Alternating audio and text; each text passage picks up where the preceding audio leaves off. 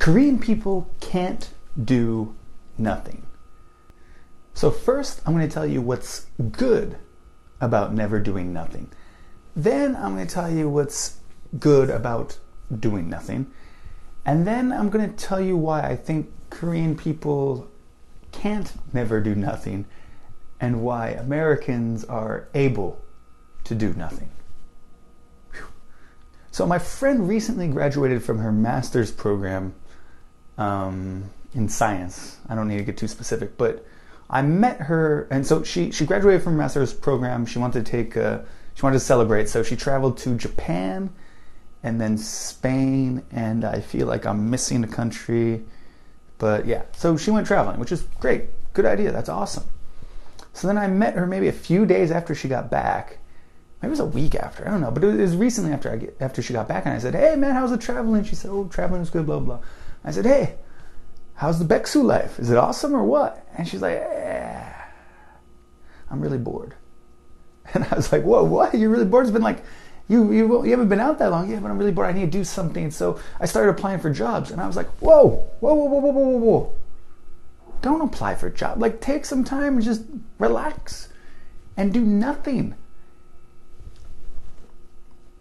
You're going to work most of your life, okay? Once you're out of college, your whole life until you retire is going to be working. You're going to have very few opportunities to just do nothing for 2 or 3 weeks. So the only time when you really can do it, and this is not just Korean people, this is everyone who works a real job, the time between graduating and getting a job is one of those few moments where you have just as much time as you want. You might not have a lot of money, but you have some time. And I guess it happens as well when you quit a job and you start a new job. But those are very few times in a person's life. A lot of people get a new job, and before they get a new job, they haven't quit their old job, so those two jobs just kind of gap together, right? So you have to enjoy those precious few moments in your life when you're able to just relax and do nothing. And she didn't want to do that because she gets antsy. Now I know, I get this feeling too. Okay, but I think it's really funny when I explain to my Korean friends, because we kind of always say the same thing. I say, like, I can do nothing for about 5 weeks. After 5 weeks, I'm like, oh, I gotta do something. I need to do something. And it's been a long time since I had 5 weeks of doing nothing. I wish I could do such a thing. But all my Korean friends, when I explain that to them, they think I could do nothing for about 24 hours. And that's, Americans, we kind of admire this work ethic. Like, really, it's part of the Korean work ethic, which is like, I gotta do something, I gotta finish something, I gotta study, I gotta be working, I gotta do something. And I'm telling you, Americans, I think most of us will admire that idea because Americans are also hard workers. I know Korean people work harder than us in general, but we are plenty of hard workers. If you can watch this movie, and I think there's several movies like this, but you watch this movie Eat, Pray, Love with Julia Roberts, and she goes to Italy. I think she goes around Europe, but she goes mainly to Italy. And they all say, "Oh, you Americans, you work too much, you don't enjoy life enough." So the way Americans see Korean people as, "Whoa, you guys work too hard," is the way like a lot of European, I guess specifically Italian and like Southern European people see Americans as like, "You're working too hard."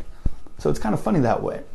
But anyway, so Americans, we really admire this because we come from a culture that we call it like a kind of a puritanical culture. That's not exactly right, but the first European settlers who stayed in America, they were pilgrims, and their religion was Puritanism, or they were Puritans.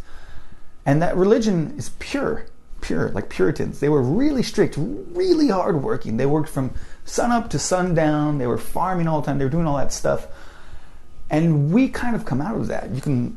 One of our big heroes in America is Ben Franklin, and he has that Puritan work ethic. That's what we call it. So when we see Korean people who just, work super hard, like during Banghak, even during Banghak they study, even during Beksu time, they go to a hagwon, they go to Yori hagwon, or they go to like a Suyong swimming hagwon. They do something, they have to do something with their time. We see that and we kind of admire it, and it is good. You're using every moment of this life that we have to do something. But I think there is a downside. And what I think the downside is if you're constantly on the move, constantly do something, you're missing some like relaxing time you should be having. But also, I think it makes you a little less. Okay, well, it makes you a little less creative in some ways. There's always this mystery that why are Americans more creative than Korean people? Why are Westerners generally more creative than East Asian culture? Like, how did this happen? And there's probably a million reasons why, but I think this is one that I never realized until I made this video, and I don't think most Westerners think about, but there's a really good quote from Albert Einstein, and he says, creativity is the residue of boredom.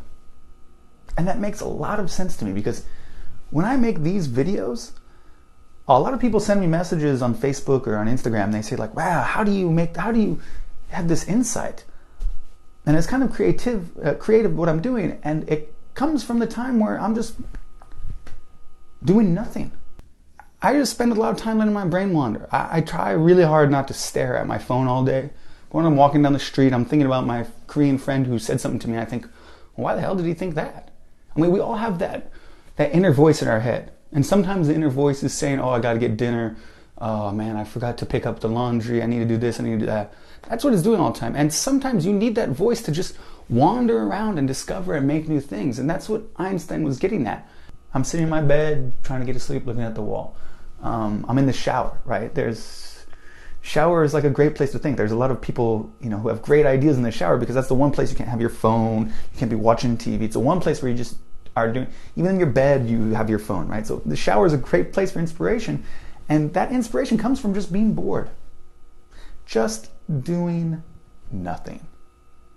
I think this is part of how Americans and Westerners are a little more creative, because we have a lot more of that time. It's not that we consciously think we need that time to be creative. It just kind of naturally happens.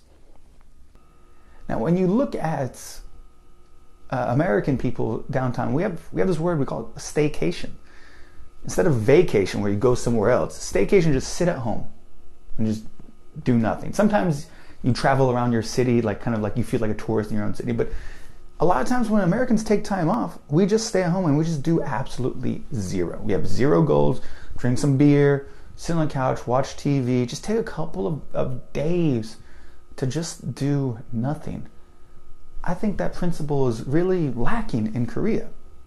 And that might be one of the reasons why Westerners and Americans tend to be more creative, is because, we don't know it consciously. It's not like we think like, I need some bored time so I will be creative. It's just kind of natural. So finally, the question is, how did Korean people end up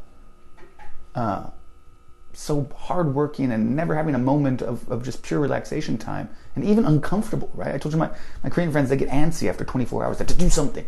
How did that happen to Korean people? And Americans, in my experience, tend to be able to take at least a week off of doing nothing and just relaxing. Yeah, we get antsy too after some time. All humans want to create and do something and be productive, but I feel like our time is a lot longer. How did that happen? I think it goes all the way back to childhood. I've been hanging out with Korean people for like 9 years. No lie.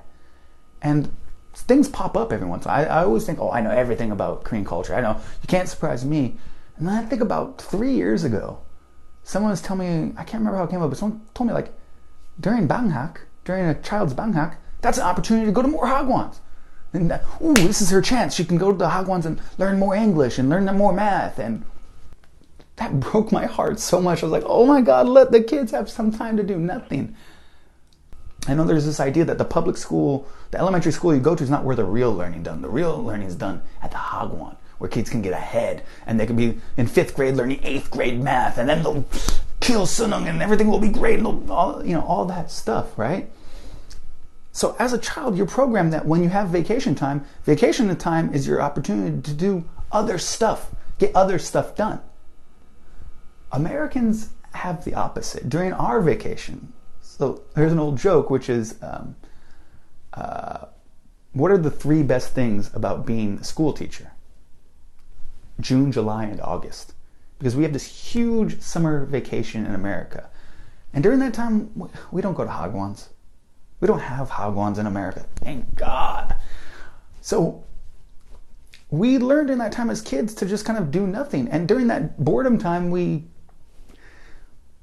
maybe that's where we practice. I guess that's where some of our creative spirit comes from, is the idea that we have to do something, and it's up to us, and we can do whatever we want, and we're not under some Hagwon teacher's guide, and we kind of have time. Now, I'm going to tell you something. We do get bored. Like not every kid, but like find a kid in like the middle of August and ask him if he wants to go back to school, and he'll be like, no, I hate school, but I really want school to start. I'm so bored. Like, this is a very common reaction.